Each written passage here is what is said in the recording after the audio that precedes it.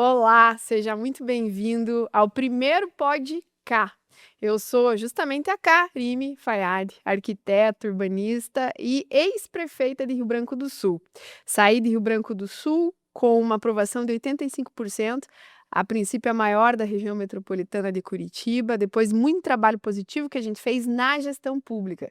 Também tenho mestrado em planejamento urbano, sou especialista em gestão pública e direito à cidade, que são pautas que profissionalmente eu amo muito, mas agora a gente resolveu começar esse podcast justamente para falar com as pessoas que querem saber um pouco mais sobre gestão pública e a gente vai ouvir aqui especialistas, profissionais, mães, mulheres, pesquisadores e pessoas que estão vivendo o dia a dia. A política como ela é, a vida como ela é, no nosso país, em especial no nosso estado, porque política pública de verdade, ela não nasce só dentro do gabinete, ela precisa ouvir as pessoas, ela precisa conhecer a necessidade das pessoas no dia a dia delas.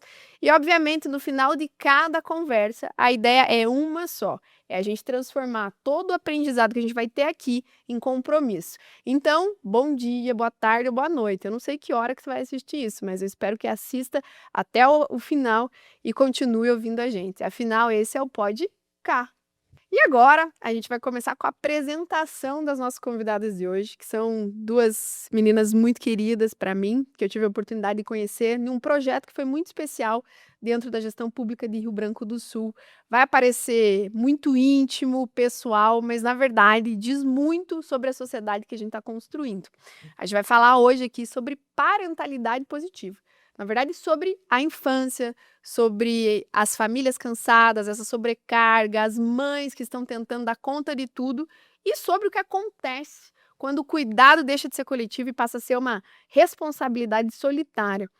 E porque também, quando uma família adoece, a sociedade toda acaba adoecendo junto. Isso não fica só dentro de casa. Isso impacta a escola, impacta a saúde das pessoas, há um incremento claro na violência da sociedade. E para essa conversa, eu trouxe essas duas pessoas que vivem isso na prática. É a bandeira de vida delas hoje, profissionalmente, mas acredito que até pessoal, né, meninas?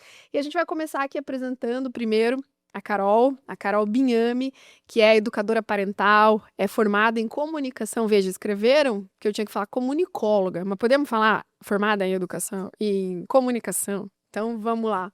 Pesquisadora da área de neurociência, trauma e desenvolvimento, né, Carol? E criadora de uma comunidade importante, que é a comunidade Parental em Movimento, que conecta centenas de educadoras parentais no Brasil e no mundo hoje. E também a gente tem a Alcione Andrade, que é educadora parental, estudiosa das neurociências e do trauma e coautora de alguns livros sobre maternidade, educação positiva, desenvolvimento humano e também atua diretamente no apoio a famílias e profissionais ligados à infância. Muito obrigada por vocês estarem aqui. Eu espero que vocês fiquem até o final. Eu estava esperando muito pela nossa conversa. E eu tenho um carinho muito especial por esse episódio de hoje, que é o nosso primeiro, porque foi justamente em Rio Branco do Sul que os nossos caminhos se cruzaram através desse projeto maravilhoso, que é o projeto de Parentalidade Positiva. A gente começou esse projeto juntas, desenvolvendo a parentalidade dentro da política da assistência social. E agora a gente acabou ampliando nos últimos meses, junto ao prefeito atual, para uma política mais macro na cidade de Rio Branco do Sul.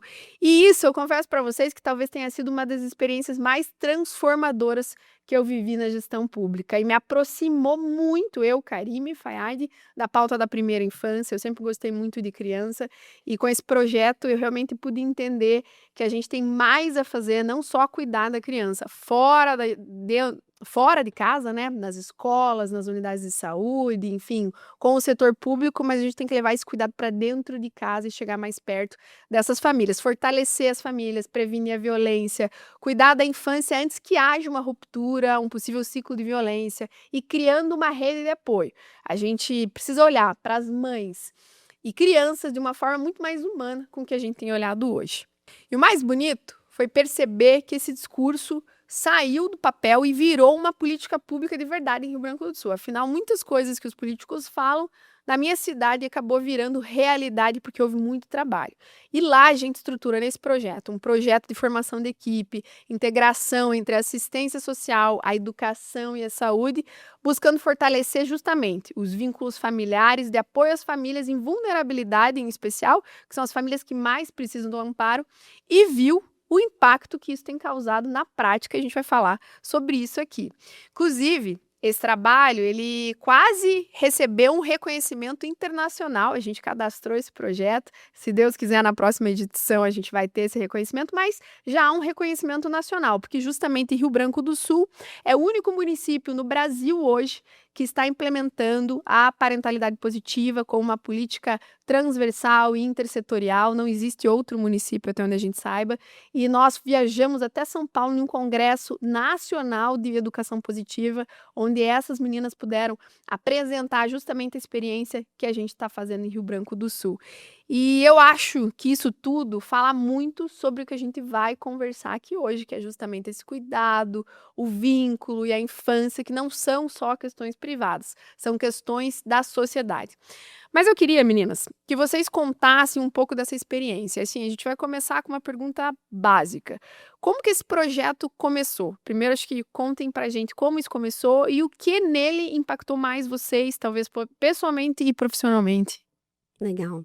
Primeiro eu quero agradecer o convite, né, é muito especial para nós estarmos aqui falando desse programa e falando desse tema, que a gente está cada vez mais impressionada o quanto ele tem a ver com política pública realmente. A gente tinha muitos estudos, estávamos conversando bastante sobre isso, de como levar para as bases da sociedade, e aí nós tivemos o contato da secretária de Assistência Social lá de Rio Branco do Sul, né, a Roberta Sibim, entrou em contato com a gente e nos convidou para pensarmos juntos num programa de parentalidade para assistência social.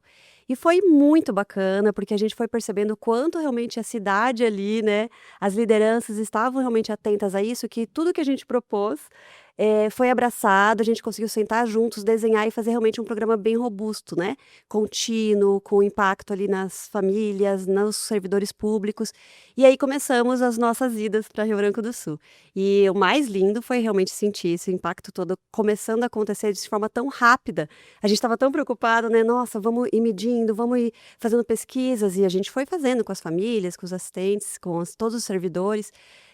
Mas as respostas eram muito humanas, era muito ali no dia a dia, realmente, como que essas famílias chegaram e como que essas famílias começaram a participar dos encontros conosco, né, Carol? E quantos encontros já foram, Alce? Nós já tivemos agora 4 encontros de capacitação com os servidores públicos, né, que daí tivemos a assistência social, saúde, educação, todos participaram. Tivemos 8 encontros com as famílias, então são encontros de capacitação e de rodas, onde a gente traz conteúdos de neurociências, de trauma, desenvolvimento infantil, a gente fala sobre puerpério, sobre gestação, sobre todas essas questões que envolvem a maternidade, e aí a gente tem encontros onde elas vão trazer as questões delas, então tem escuta, troca, apoio, formação de rede de apoio entre elas, né? Então foram 8 encontros no total de capacitação, mais as rodas e o quanto a gente vai fazendo esses contatos ali na rede e no WhatsApp. Então são muito mais do que só os encontros físicos que acaba acontecendo, né? E Carol, para você, como que tem sido isso, assim, essa experiência? É muito bonito e é muito emocionante, na verdade, né, cada encontro, desde o primeiro no primeiro, as pessoas, né, as famílias chegam, assim, eram gestantes, né, um grupo uma sala cheia de gestantes, um pouco assustadas, né, desconfiadas, o que que vai acontecer aqui, que programa é esse de parentalidade positiva, ninguém conhecia. E aos poucos, na verdade foi muito rapidamente, assim, já no primeiro encontro, elas perceberam que ali era um lugar de apoio, um lugar de acolhimento, um espaço seguro para sentir, para ser quem se é, né. E foi muito bonito, e que o que você perguntou o que que chama mais atenção da gente, né. Eu acho que a primeira coisa é essa beleza dessa construção dessa rede que começou a se formar. À medida que elas começaram a ir nos encontros, elas foram percebendo que isso era tão valioso para elas, que elas realmente priorizavam essa ida, né, a prefeitura buscava elas em casa, levavam até lá todo um carinho, um cuidado mesmo, muito especial, e começaram a chamar outras pessoas próximas, vizinha, mãe, sogra, enfim, Para participar pra juntos. participar. Então isso foi muito bonito, porque elas realmente perceberam que ali era um espaço espaço seguro e uma conta hoje com o apoio da outra. Então é uma rede de apoio muito sábia que está sendo formada, isso é muito bonito.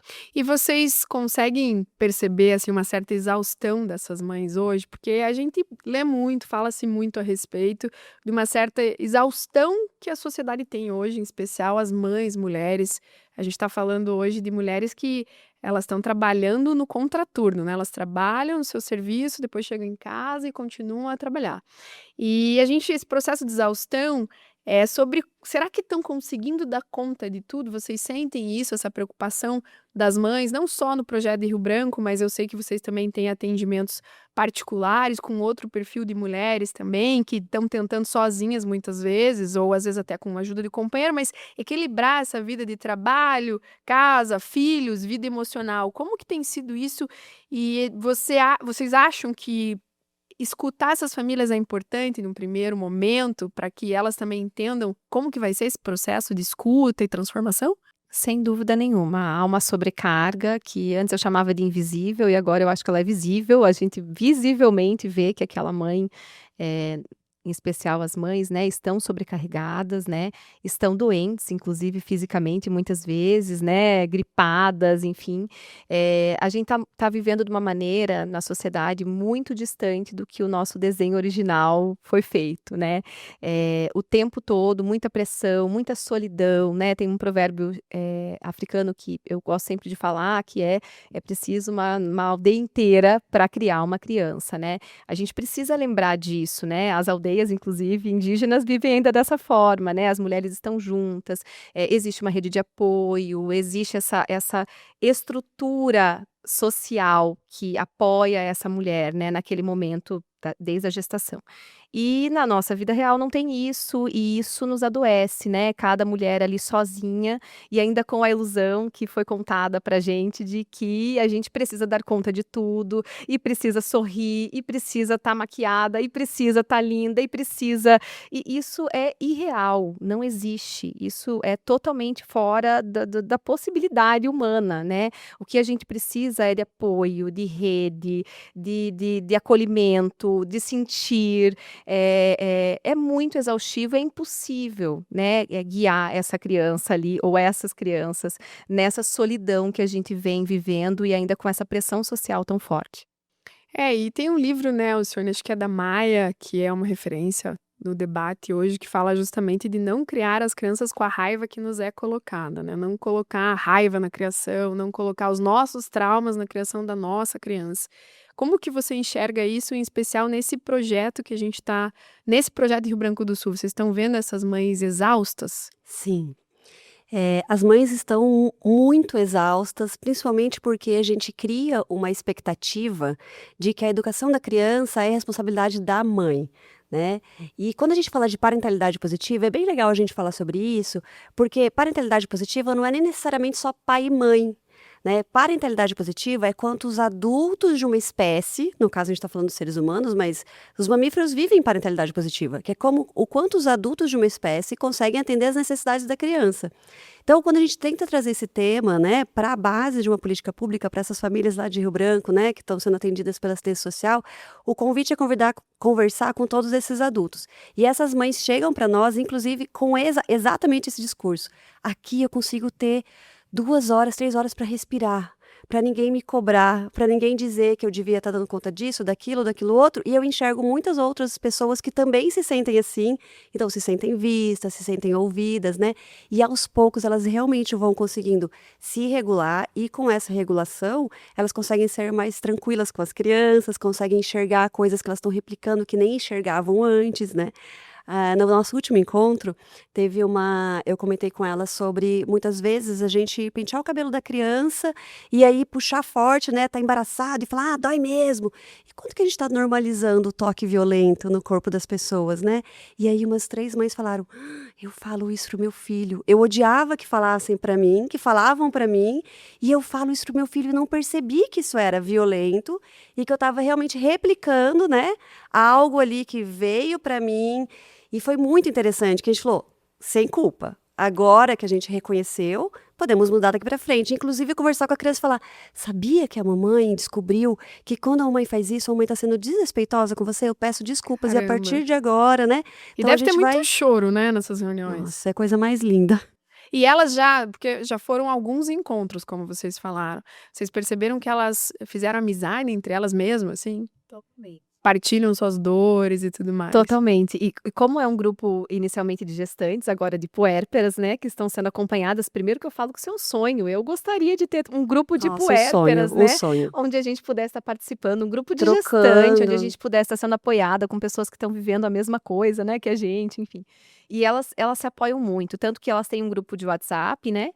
Criaram um E grupo? criaram um Que grupo de bom. WhatsApp e nos seus trabalhos de parto, elas entravam lá, gente, eu tô sentindo isso, é normal, eu vou com você, onde é que você tá?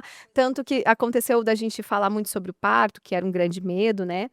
E ao falar sobre os nossos medos, as nossas emoções e tal, vira e mexe, acontecia de eu não quero, gente, que tal pessoa que iria comigo esteja comigo nessa hora, agora que eu tô entendendo como é tão importante. Você pode ir comigo? E aí elas se apoiaram, inclusive, no trabalho de parto e no momento do parto. Uma foi apoio para outra. Então, é realmente muito bonito ver o que está sendo formado e como isso é importante, assim, como isso está alinhado com o nosso desenho e como isso é importante. Daí, importante para quem, né? A gente está falando que é importante para a mãe, claro, porque ela, né, precisa disso.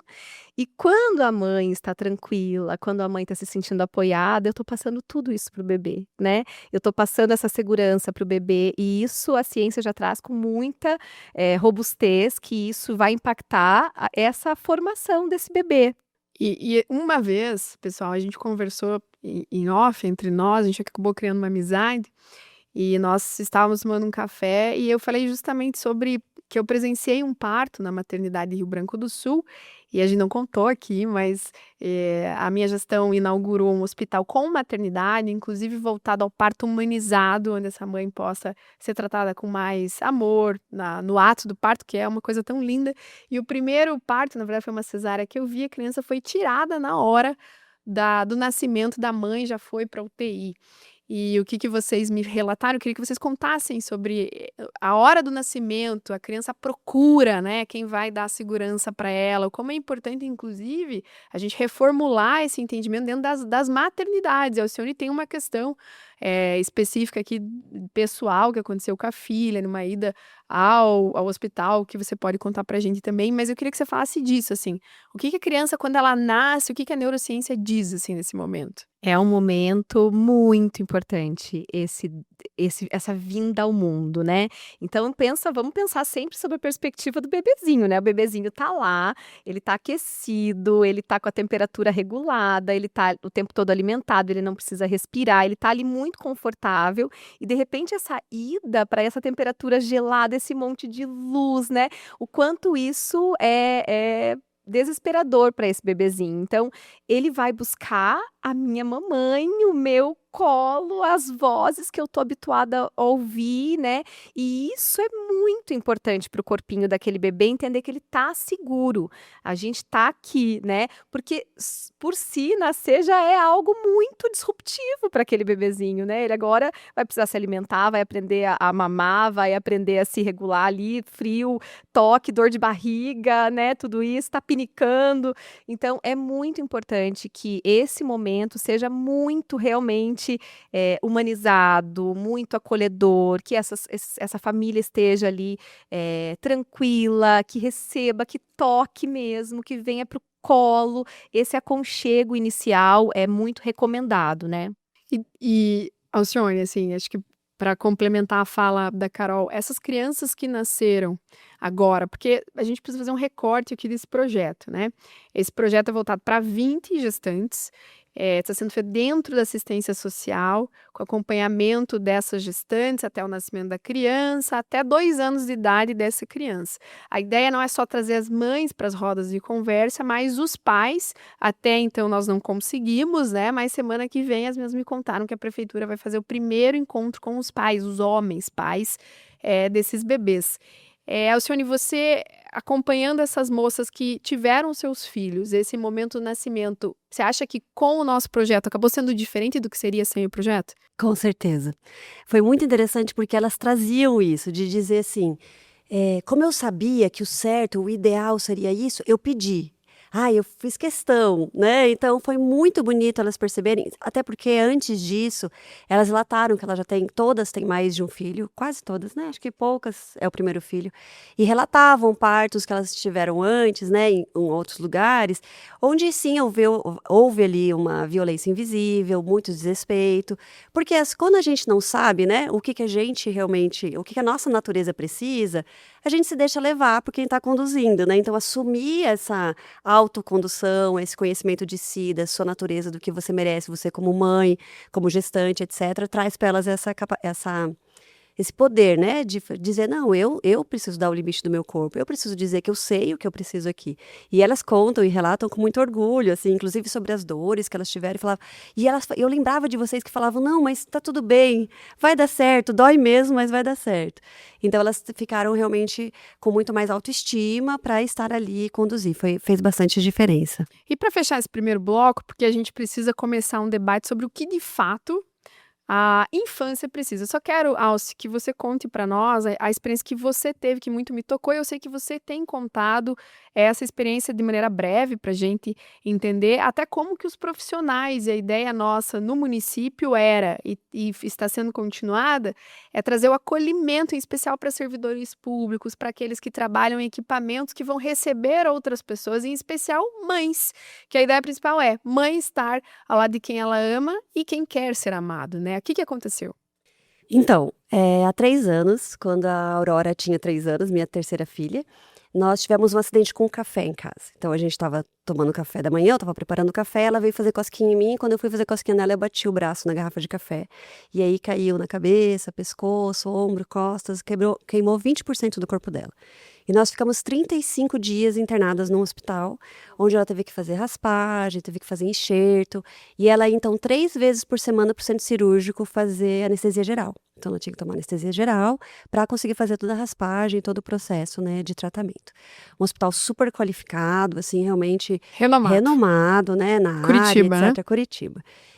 Mas nós tivemos muitos tratamentos de violência invisível, que eu acredito muito que é por falta realmente desse conhecimento mais profundo sobre o trauma, porque acredita-se assim, a criança não vai lembrar, né? Então, o que que acontecia? Por exemplo, cada vez que a gente ia para o centro cirúrgico, naquela época, há 3 anos, a Aurora era tirada dos meus braços à força, porque eu não queria que ela fosse sem mim e ela não queria ir sem mim. E eu dizia, eu preciso entrar com ela até a anestesia, ela precisa dormir no meu contato. Eu estudo trauma, eu estudo neurociência, vocês não podem fazer isso. E o protocolo era esse. Então, eles eram. E assim, por mais que a equipe falasse, eu entendo, mas né, esse é o protocolo. Então, resumindo, ela foi retirada 11 vezes do meu colo à força e eu fui buscando caminhos, né? E ela, gente, ela conta a história da queimadura de um jeito lindo, mas assim, não peça para contar ainda sobre o período do hospital. Que Essa acabou parte. se Essa transformando parte em um que foi o trauma. trauma, A sim. parte da Que queimadura a gente poderia não conseguiu. ter sido um trauma Poderia não ter nessa sido. natureza, né? Isso. Mas aí o que aconteceu? Na 11ª vez, então, ela foi retirada, e aí a gente fez todo um movimento, todo esse tempo fazendo um movimento, e a gente conseguiu mudar o protocolo do hospital. Olha só. E a partir desse dia, todas as crianças passaram a ser acompanhadas pelos seus pais até a anestesia da área de queimados. Veja, foi uma conquista que a tua dor causou para outras mães que vão passar por isso, tomara que não passem, mas se passar vão estar perto dos seus filhos. E é sobre isso que a gente fecha esse primeiro bloco, né? Dizendo que esse projeto é um projeto que, de maneira individual ou coletiva, ele impacta na vida dessas crianças e desses pais. E agora a gente parte para o segundo bloco, e aí a gente vai falar um pouquinho de trauma e dizer o que a infância precisa para ser melhor e para que a gente tenha um adulto preparado como um bom cidadão para essa sociedade que cada dia está mais estranha de se viver, né? Bom, a gente ainda entende pouco sobre o impacto real da infância na vida inteira de uma pessoa. E é justamente sobre isso que a parentalidade positiva fala, né? Sobre possivelmente romper alguns ciclos de violência que nós tivemos na infância e não passar isso para o nosso filho ou para uma criança próxima da gente. A infância parece ser uma fase pequena, mas ela é uma fase que estrutura praticamente tudo. E a forma como uma criança aprende a se relacionar no futuro é justamente a forma como ela foi tratada, como que ela entende sobre afeto, sobre a segurança, a violência e o pertencimento. E quando a gente quer começar a estudar a neurociência, o trauma, experiências adversas, o que a gente tem percebido é exatamente o quanto isso é profundo, né? E aqui com as duas praticamente neurocientistas que temos aqui, eu queria entrar um pouquinho nesse assunto agora, né? E entender de vocês o que que uma criança realmente precisa para ter uma infância saudável e, consequentemente, ser um adulto com menos traumas. É muito interessante você falar sobre isso, porque quando a gente fala sobre o que uma criança precisa, muitas pessoas acham que a gente está falando de achismo, né? Mas a neurociência traz para a gente com muita concretude, assim, o quanto que o nosso organismo ele é redondinho e perfeito para ser saudável, e que se a criança recebe desde o nascimento o que ela precisa, ela vai ser saudável. Então, a criança busca, acima de tudo, segurança. Então, o que que é a segurança? É ter todas as necessidades atendidas. Então, se eu tô com frio, eu vou reclamar para ser aquecida. Se eu tô com fome, eu vou reclamar para receber a comida. Se eu tô com medo, para receber a segurança. Então, tudo que a criança precisa, ela vai pedir. Com o tempo, conforme ela vai crescendo, ela vai aprendendo: opa, posso pedir ou não posso pedir? Porque se eu peço, às vezes eu recebo violência.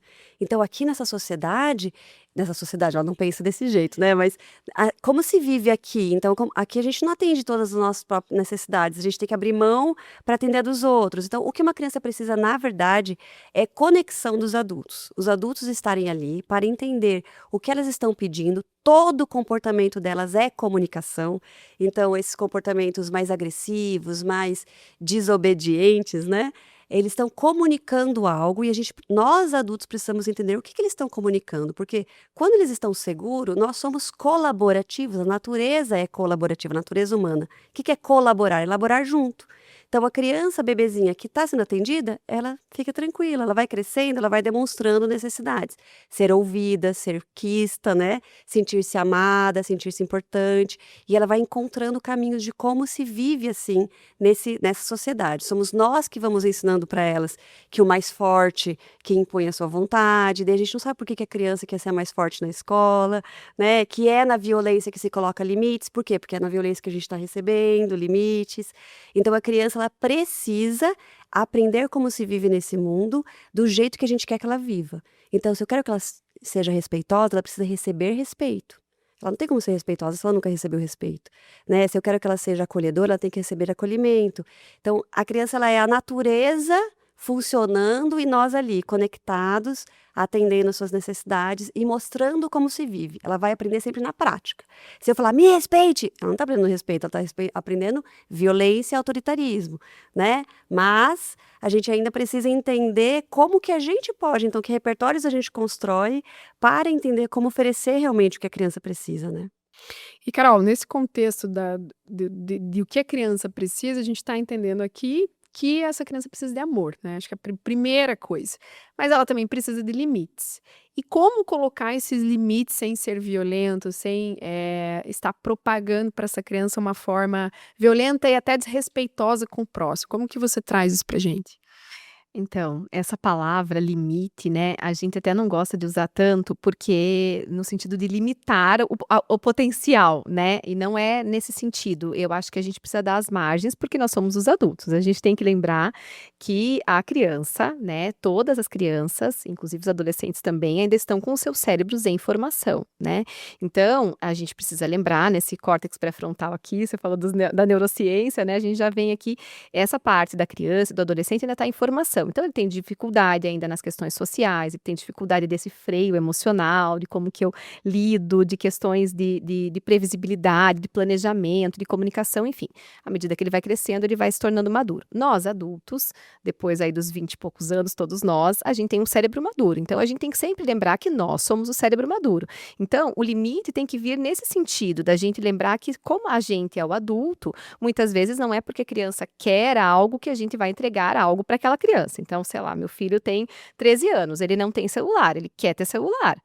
Não, porque ele quer literar, né. Então assim, ele quer um celular, claro que ele quer, eu entendo por que que ele quer, ele tem o direito de querer, mas como eu sou o cérebro adulto nessa relação e eu sei, coitado, né, com todo o estudo que eu tenho, né, eu sei, né, estudando o efeito daquela tela naquele cérebro daquela criança, então ele não tem nesse momento o celular. Então a gente vai fazendo esse contorno, vai dando essa margem na educação dos nossos filhos, entendendo que é desse lugar.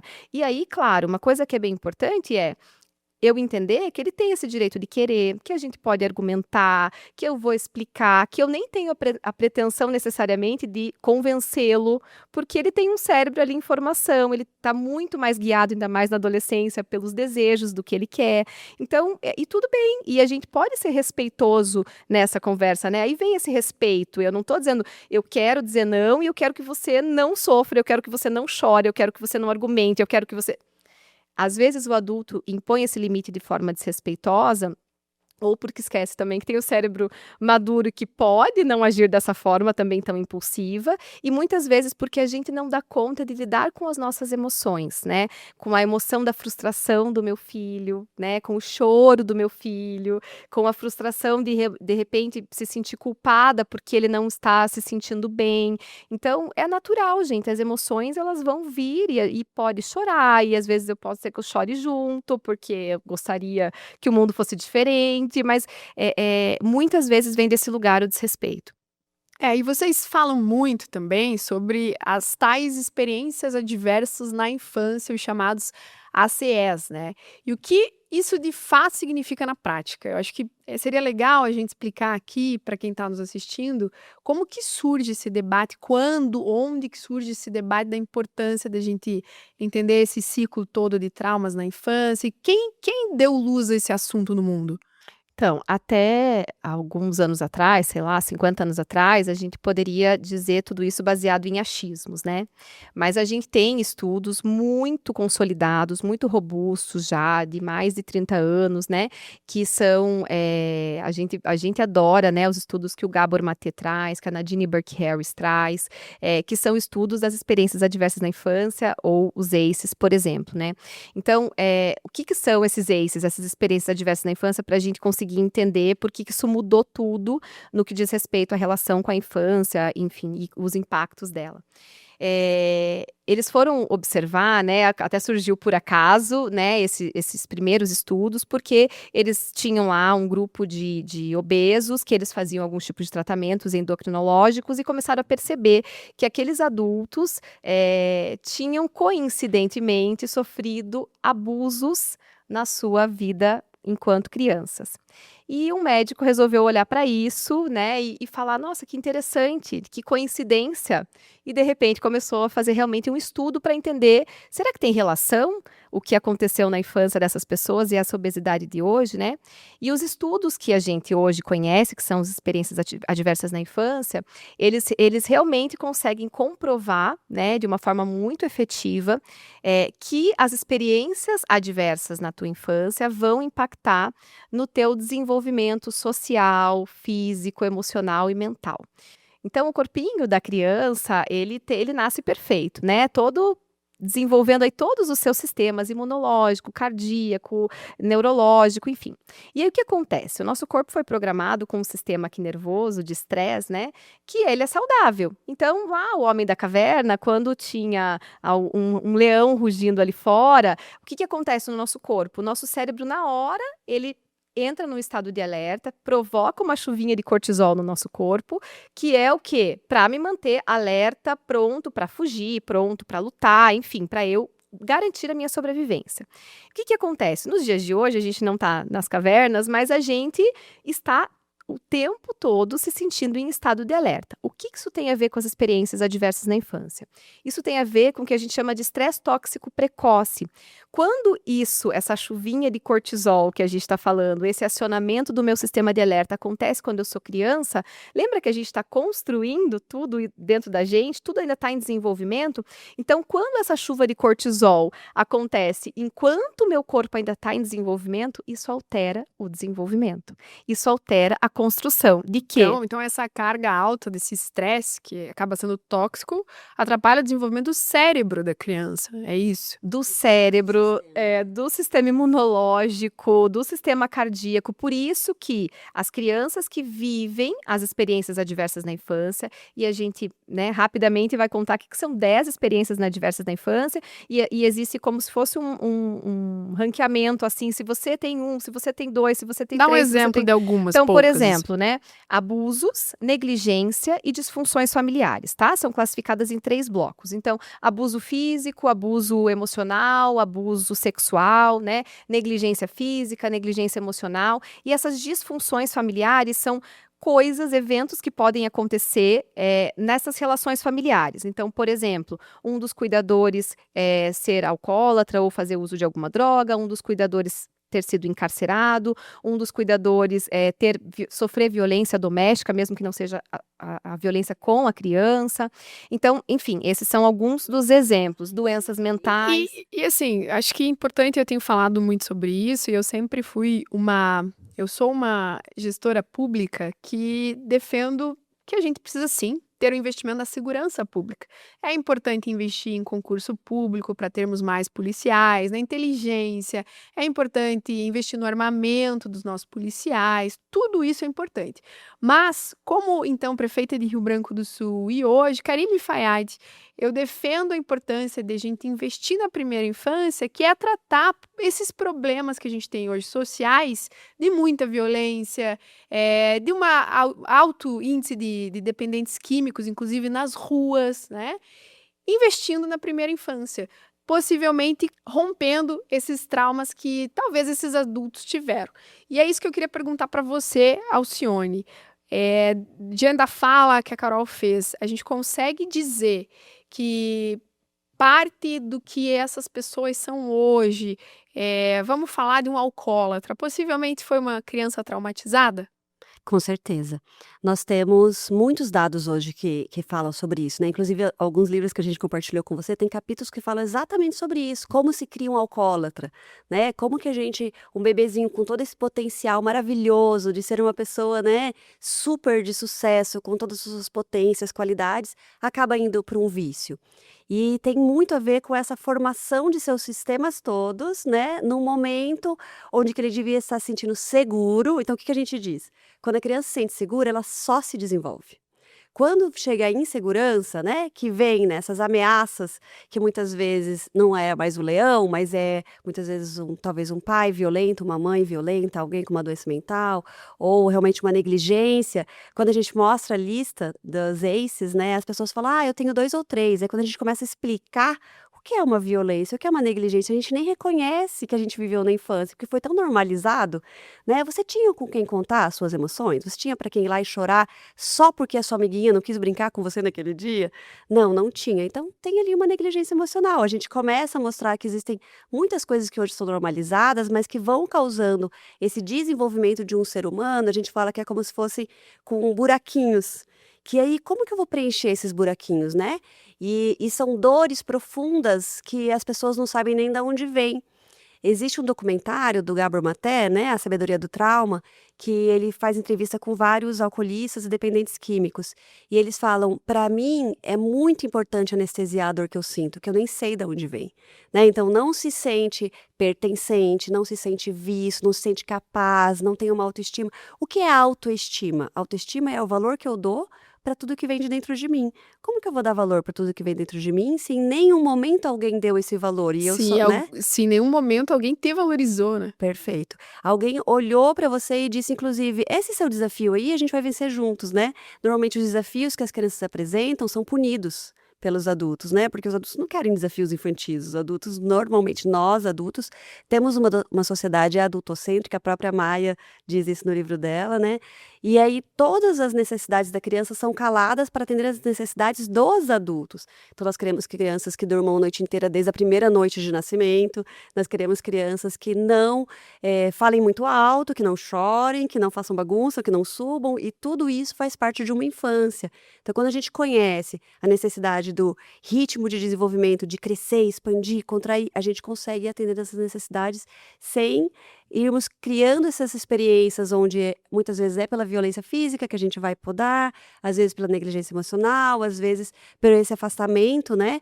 E que sim, vai levando esse adulto a encontrar caminhos para sobreviver. E muitas vezes o caminho para sobreviver é o álcool, é a drogadição, né? É o afastamento, é o isolamento.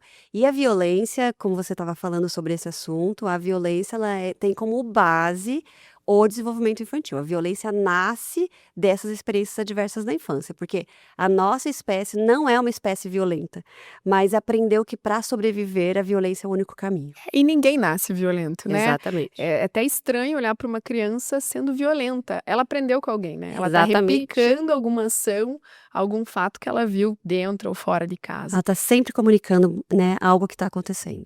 Sim, e a gente precisa falar justamente sobre isso. O que a política não entendeu? O que os políticos ainda não entenderam que nós já entendemos em Rio Branco do Sul? Antes de mais nada, contextualizar que a parentalidade positiva hoje não é só um benefício a uma classe social mais alta, mais elitizada, que possivelmente tenha, de fato, mais recursos para pagar uma educadora parental, investir nesse tema.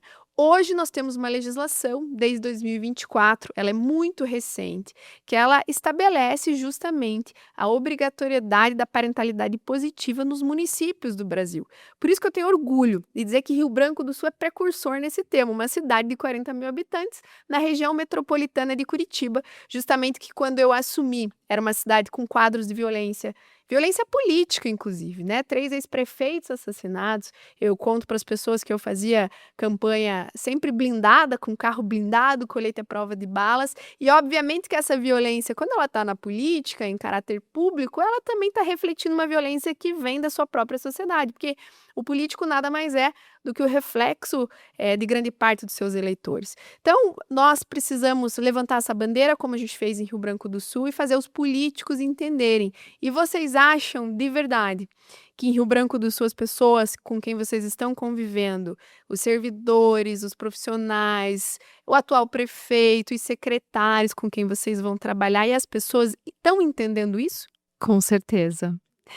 Tem sido muito bonito. Rio Branco do Sul está fazendo história, né, perante o Brasil todo ao cumprir essa lei, porque justamente o que está sendo feito lá é um programa transversal, completo, né. Aqui a gente falou bastante sobre esse cuidar de quem cuida no sentido das famílias, mas ali a gente realmente está conseguindo cuidar de quem cuida socialmente falando, né. Cuidar de quem cuida daquela criança é esse conceito de corresponsabilidade. Quem é responsável por essa criança? Todos nós, né? A gente precisa parar de enxugar gelo na política, investindo só lá, de repente, nos efeitos dessas experiências consequências, adversas. né? Exatamente, a gente fica investindo. Que, inclusive, o investimento é muito mais caro. Vamos fazer uma analogia com o investimento em saúde, esporte e lazer. Se a gente investisse mais em esporte e lazer, a gente investiria muito menos na saúde, que é uma política cara para o Estado. Então, a gente está deixando de investir lá na origem do problema para investir nas consequências. Está tudo errado. Tá tudo errado. A gente não em Rio Branco do Sul. Não, em Rio Branco do Sul, Em Rio pera lá. Branco do Sul, a gente está capacitando a saúde, né? Imagina todo profissional de saúde conhecendo sobre experiências adversas da infância, trabalhando na prevenção disso, no amortecimento disso, né? Com esse olhar empático da saúde. Imagine, né? Toda uma assistência social capacitada, toda uma assistência social que tem momentos de roda de conversa constantes. E aqui a gente não está falando de coisas pontuais, a gente está falando de um programa com encontros constantes. Imagine uma escola, né, um CMEI, onde a gente está trabalhando todos os profissionais daquela escola, e não são nem só os professores, todos da cozinheira até.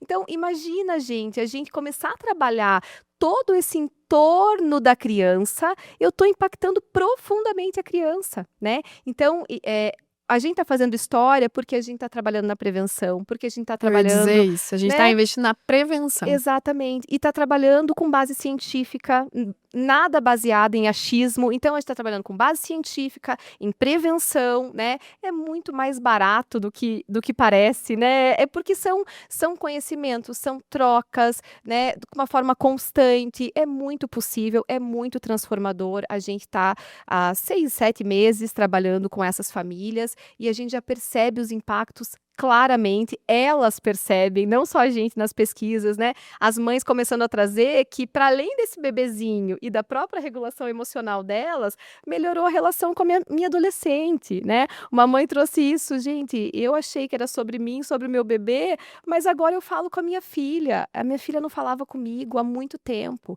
Eu comecei a tratar ela melhor, eu comecei a entender a perspectiva dela de tudo, né, que faltou, e de repente a gente também está melhorando essa relação, melhorou a minha rede de apoio. Então, veja, não é uma mágica, né? É algo embasado cientificamente e extremamente possível.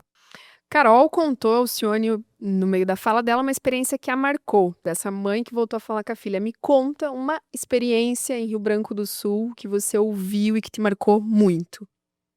Parece bobo o que eu vou contar aqui, mas semana passada uma mãe me mandou uma foto da cozinha dela com louça na pia. E ela disse: "Eu tô te mandando porque eu não consigo ficar com meu filho enquanto não tiver tudo limpo". E nunca tá tudo limpo.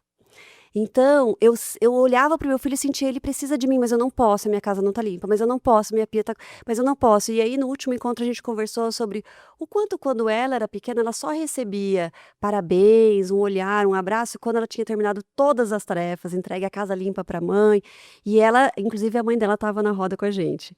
E elas, né, ok, entenderam, e depois ela me escreveu: "Alcione, era bem assim, meu Deus do céu, era horrível, eu nunca me sentia vista enquanto não deixasse tudo Uma experiência impecável". diversa, a gente pode dizer. Exatamente, porque existe uma negligência, né, inclusive uma negligência física. Por quê? Porque toda criança precisa do colo. O contato físico libera hormônios neurotransmissores muito importantes para o desenvolvimento. Então a falta desse contato físico também é uma experiência diversa. E a E gente não aí pode dizer que a mãe dela sabia o que estava fazendo com também, né? certeza não. A ideia da parentalidade positiva, isso é muito bonito, a gente nunca vai falar sobre culpa. Porque a gente sabe que as mães estão sempre buscando fazer o melhor caminho e o possível, né. Essa mãe que inclusive estava limpando a casa, etcétera, é óbvio que ela achava que ela tinha que fazer aquilo, ela tinha certeza. E ela mandou uma foto então da pia com louça suja e falou: "Alcione, eu tô te mandando porque eu quero te dizer que eu tô com meu filho nesse momento e a louça está na pia". Então foi muito bonito pensar que é uma coisa simples, mas essa criança já está recebendo um pouco mais de contato físico, um pouco mais de atenção emocional, e que isso vai quebrando esses ciclos mesmo, que podem levar, principalmente em famílias em situação de vulnerabilidade, né, a situações muito desafiantes na adolescência, na vida adulta e assim por diante, né. Inclusive essa mãe que começou a falar com a filha adolescente, de volta e trazer mais para perto, eu fico imaginando o que numa adolescência a criança o adolescente está passando ali e não pode contar com essa mãe, porque não conversa, né, e aonde isso também pode acabar chegando, né. Então a gente tem se emocionado muito com os relatos, são vários, né, e cada roda que a gente acha que é uma informação ali simples, e nossa, ele traz mudanças gigantes para cada família que está lá. Muito legal. E a gente precisa contar também, para quem está nos assistindo, que Rio Branco do Sul iniciou esse projeto ano passado. Ele se iniciou, se eu não me engano, em novembro de 2025. E ele tem uma intenção de permanecer, pelo menos com esse contrato que foi feito por um ano. E depois o pessoal que foi capacitado dentro da assistência continua acompanhando essas mães, essas crianças até os 2 anos. Mas eu preciso contar para quem está ouvindo uma história sobre um bairro que eu muito gosto na minha cidade, que se chama Santaria. O bairro da Santaria é o primeiro bairro na entrada da cidade de Rio Branco do Sul. Ele fica à direita, fica à margem da rodovia dos Minérios, antes do portal oficial da cidade. Então, ele acabou sendo sempre esquecido pelos políticos de Rio Branco do Sul. E aí, quando eu ia pedir voto nas minhas campanhas políticas, as pessoas diziam assim: ah, não adianta, porque aqui o político só aparece em ano de eleição ou para comprar nosso voto.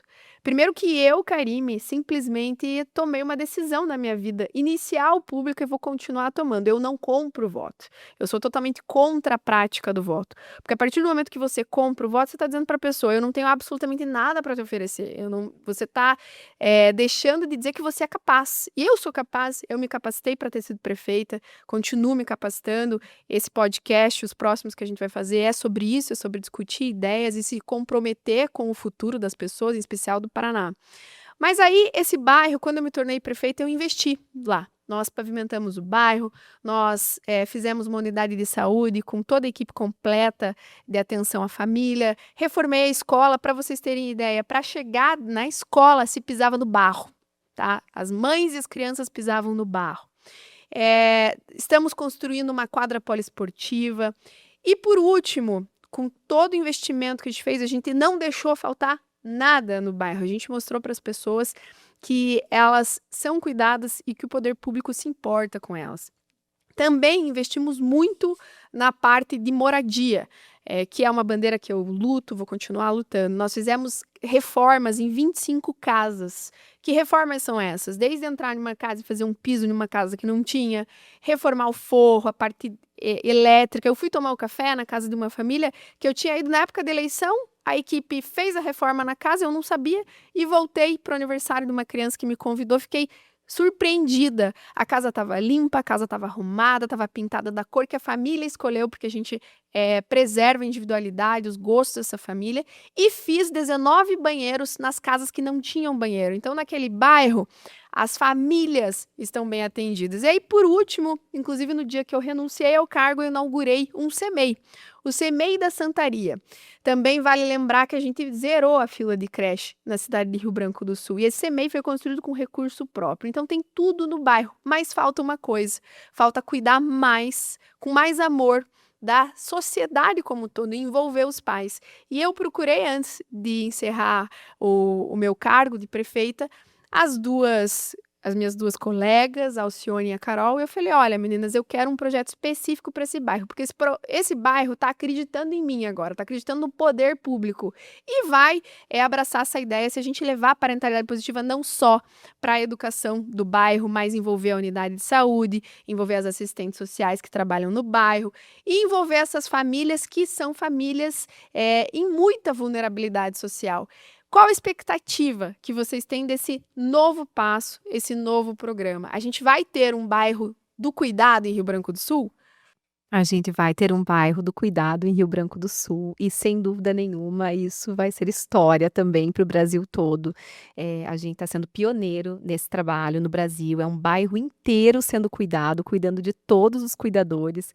É o que pede a lei da parentalidade positiva, que seja um trabalho, né, intersetorial, e ali de fato está sendo. A gente está cuidando de todos os adultos e, sem dúvida nenhuma, isso vai impactar todas as relações e vai impactar a saúde mental, emocional, o desenvolvimento dessas crianças, né? Imagina um bairro inteiro onde as crianças, além agora de morarem num lugar com mais estrutura em todos os sentidos, elas terem adultos também mais conscientes, mais preparados, mais amorosos, né? Estruturados também internamente. Então, é algo muito revolucionário, a gente está muito animada, só começou, né? Já começamos as falas para a área da saúde, né? Já começamos a definir aí o cronograma de todos os encontros que vão ter dentro do CEMEI com os professores, todos os encontros que vão ter também dentro do CEMEI com as famílias, né? E a gente vai envolver muito as famílias e a gente vai medir esses resultados o tempo todo, que a gente tem certeza que vão ser incríveis.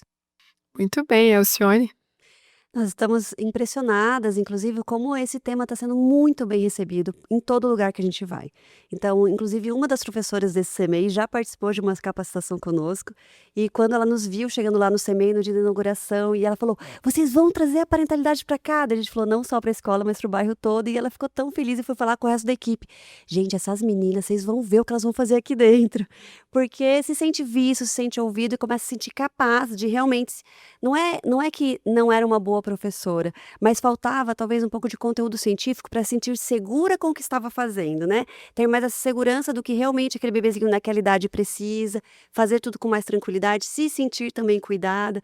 Então, nós estamos muito impressionadas, não só as professoras, as secretárias de educação, a secretária de saúde, todo lugar que a gente vai, as lideranças estão realmente envolvidas no tema e com certeza esse bairro vai deixar história. Isso só mostra, né, gente, que o conhecimento transforma, né? Porque existe uma boa intenção, né, de todos os adultos na relação com as crianças, mas sem esse conhecimento do que eu faço com essa minha boa intenção, como eu demonstro isso, como que essa pessoinha aqui funciona, às vezes eu morro na intenção, né? Então eu preciso ter esse conhecimento e eu acho que o que está acontecendo em Rio Branco do Sul prova que o conhecimento realmente pode ser transformador. E a gente encerra dizendo o quão feliz eu estou em poder receber vocês duas que se tornaram amigas, que eu espero que a gente aprofunde esse relacionamento profissional, pessoal. Eu espero que nos passos que eu dê na minha vida pública, eu leve vocês comigo, porque eu acredito nisso que vocês também acreditam, que é a política do cuidado. Aplicar com profundidade a humanidade que a gente tem, que todo mundo tem um lado bom.